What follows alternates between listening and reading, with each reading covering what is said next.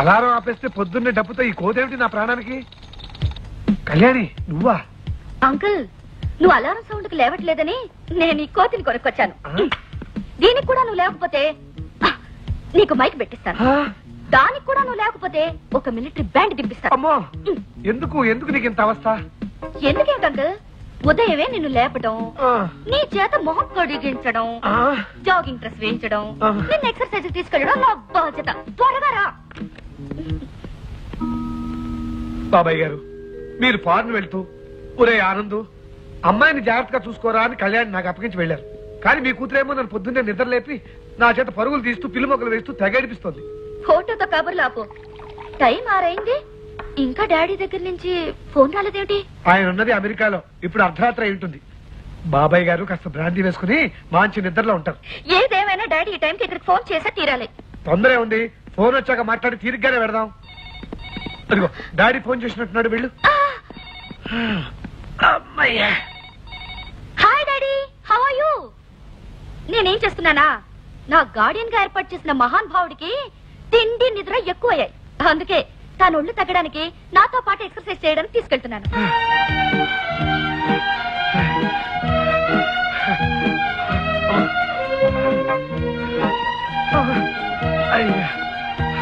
Uncle, వస్తున్నావా? వస్తున్నాను. ఏమిటంత slow? నువ్వు అంత స్పీడ్ గా పరిగెత్తి వస్తాను. రా. 1 2 3 4 5 6 7 8 1 2 3 4 5 9 13 15 18 20 24 30. అమ్మయ్యా, ఇవాళ 30 చేసేసాను. ఇంటికి వెళ్ళి హాయిగా టిఫిన్ చేసేయచ్చు. అంకుల్, నువ్వెన్ని చేసావో నేను లెక్క పెడుతూనే ఉన్నాను. మర్యాద గొప్పచ్చే. కళ్యాణి, ఎందుకమ్మా నా చేత జంపింగ్లు జాగింగ్లు ఎక్సర్సైజ్లు చేయిస్తావు? నేనేమన్నా మిలిటరీ షిప్ అయినా? చక్కగా నువ్వు చేయి, నేను చూస్తాను. అదేం కుదరదు. నువ్వు నాతో పాటు ఎక్సర్సైజ్ చేయకపోతే టిఫిన్ భోజనం క్యాన్సిల్. ఈ రోజు ఇంకెంతకాలంలో నన్ను చిత్రహింసలు పెడతావు? వచ్చే నెలలో మీ డాడీ వస్తున్నారుగా, చంద్రపూడి లో ఉన్న మీ ఎస్టేట్ కి నేను తీసుకెళ్తాడు. అక్కడ ఏ కొండ జాతి వాడిని చూస్తే నీకు ఇచ్చి పెళ్లి చేస్తాడు. ఇదే నేను ఇచ్చే శాపం. స్టాప్ ఇట్ అంకుల్, నా కంప్యూటర్ కోర్స్ పూర్తి చేయాలిగా. నేను ఎందుకు వెళ్తాను? వెళ్ళంటే కుదురుతుందా? మీ డాడీకి పట్నం కంటే ఆ ఎస్టేట్ లో ఉంటేనే ఇష్టం. సర్లే, అక్కడ ఏముందని అంకుల్? ఏముందా, మీ ఎస్టేట్ చుట్టూతో అందమైన కొండలు, కంకికోన అడవి, కంబాల చెరువు, పోచమ్మ గుడి. ఎస్టేట్ ని మేనేజ్ చేసే మీ బాబాయ్ గద్ద ముక్కు పురుషోత్తం.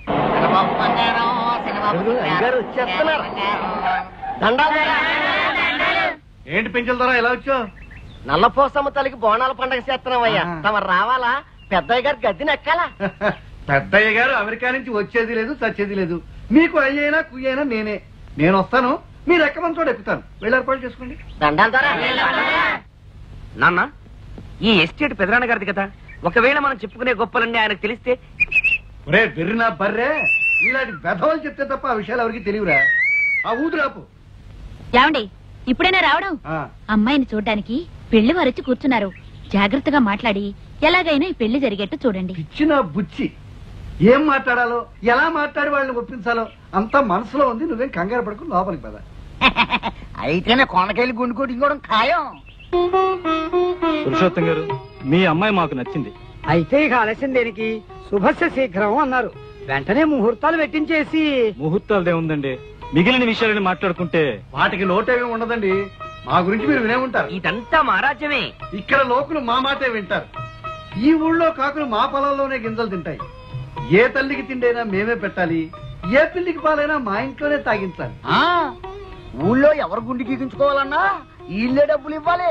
అంతేకాదు, ఏ గేదెకు దురదీసినా మా చెట్లకే గోక్కోవాలి, ఏ పందికి సరదా పుట్టినా మా బురదలోనే పొరలాలి, ఏ కుక్కకు టీయమనిపించినా.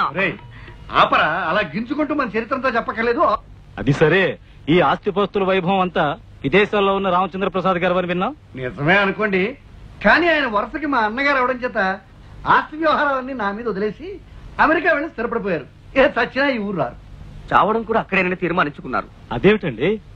మా అక్కగారు, అదే రామచంద్ర ప్రసాద్ గారి భార్య, అక్కడే చనిపోయింది. ఆ సమాధి పక్కనే తన సమాధి ఉండాలని మా బావగారి కోరిక. అబ్బా ఏమిటే ఇక్కడ శుభవారి పెళ్లి మాటలు జరుగుతుంటే సమాధులు అస్థి పంజరాలు అంటావు. నువ్వు ఊరుకో. పెళ్లి విషయం ఏం చేశారు అస్థి పంజరం గారు? అబ్బా బావగారు.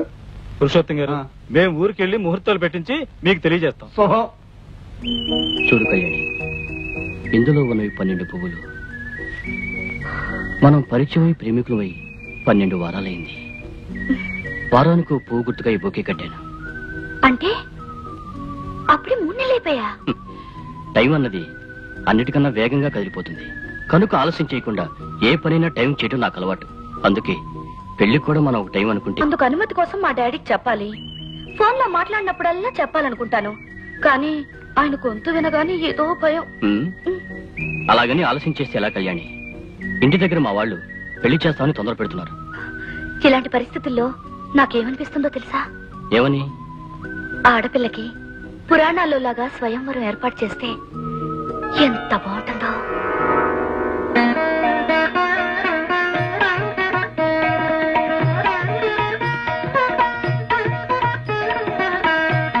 ఎవ్వరికి ఏమీ చెప్పక్కర్లేకుండా ఆ దండ తెచ్చి నీ మెళ్ళో వేసేదాన్ని.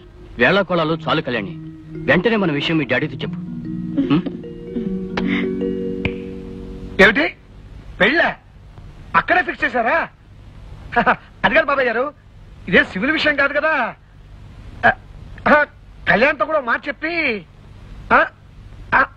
అది కాదు, నిజమేననుకోండి, మీ మాట కళ్యాణ్ కాదందు. ఓకే చెప్తానండి. అలాగే కళ్యాణ్ రాగానే అన్ని విషయాలు మాట్లాడి రేపు మీకు ఫోన్ చేస్తాను. ఓకే. అమ్మయ్యా వచ్చేసావా? ఇప్పటిదాకా మీ డాడీ నీ గురించే మాట్లాడాడు. కొండ జాతి వారితో నీ పెళ్లి జరిపిస్తానని జోక్ చేసావండి కదా. ఇప్పుడు నీకు అమెరికా సంబంధం చూసి ఆ జోక్ ని షేక్ చేసి పారేశాడు మీ డాడీ. అమెరికాలో సెటిల్ అయిన తెలుగు వారితో నీ పెళ్లి ఖాయం చేశాడట. వెంటనే నీ వీసాలు పాస్పోర్ట్ చూసి నేను అమెరికా పంపించేయమన్నాడు. అంకుల్, నేను ఇక్కడి నుండి త్వరగా వెళ్ళిపోవాలనుకుంటున్నావా? చచ్చా, అదేం మాటమ్మా. అనాథనైనా నన్ను చేరదీసి ఇంతవాణ్ణి చేశారు మీ డాడీ. అందుకు ప్రతిఫలంగా దగ్గరుండి నీ మంచి చెడ్డలు చూసే బాధ్యత నేను స్వీకరించాను. కానీ నీ మీద అధికారం నాకంటే మీ డాడీకి ఎక్కువ కదమ్మా. నీకు నా మీద బాధ్యత, మా డాడీకి నా మీద అధికారమే, కానీ నా మీద నాకు ఏ స్వతంత్రం లేదా? నువ్వేమంటున్నావో నాకు అర్థం కావటం లేదమ్మా. నాకు మాత్రం నచ్చిన మనిషిని చేసుకోవాలని ఉండదా అంకుల్? నేను గోపాల్ అనే అతన్ని ప్రేమించాను, పెళ్లి చేసుకోవాలనుకుంటున్నాను. ఈ మాట నేను డాడీతో చెప్పలేను అంకుల్. నా కోసం నువ్వు చెప్పాలి ప్లీజ్. హలో హలో, అది కాదు బాబాయ్ గారు, నేను చెప్పేది కొంచెం వినండి. అది కాదు, మీరు ఒక్కసారి కళ్యాణ్తో మాట్లాడి. హలో హలో, ఫోన్ పెట్టేశాడు. ఇంతకీ ఏమంటున్నారు డాడీ? ఏమంటాడు?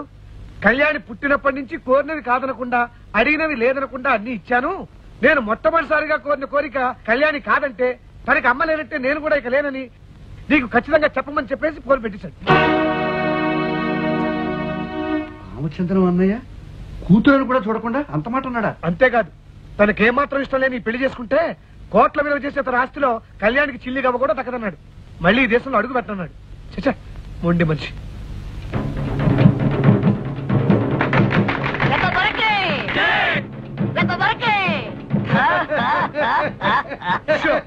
ఏమిటా వెర్రినావు? నా పకేం చేస్తామయ్యా లాయరు. అమెరికాలో ఉన్న అన్నయ్యకి పిడివాదం మొండి పట్టుదల వదలలేదంటే నవ్వు రాకేం చేస్తుంది. మరి అమ్మాయి తన మాట వినకపోతే ఆస్తి ఆమెకి ఇవ్వకపోవచ్చు, తనకి నచ్చిన వాళ్ళకి ఎవరికైనా ఇవ్వచ్చు. ఇవ్వచ్చు ఇవ్వచ్చు. నిజంగా మా కళ్యాణి చాలా అదృష్టవంతురాలయ్యా. నీలాంటి చూడవచ్చుడని కుర్రాడు దొరకడం అమ్మాయి చేసుకున్న పూర్వజన్మ పుణ్యం అనుకో. Thank you sir. నాకు కాస్త పని ఉంది, వెళ్ళొస్తాను. అలాగే బాబు. చెల్లెమ్మ సెలక్షన్ బంగారం కాదు మరి.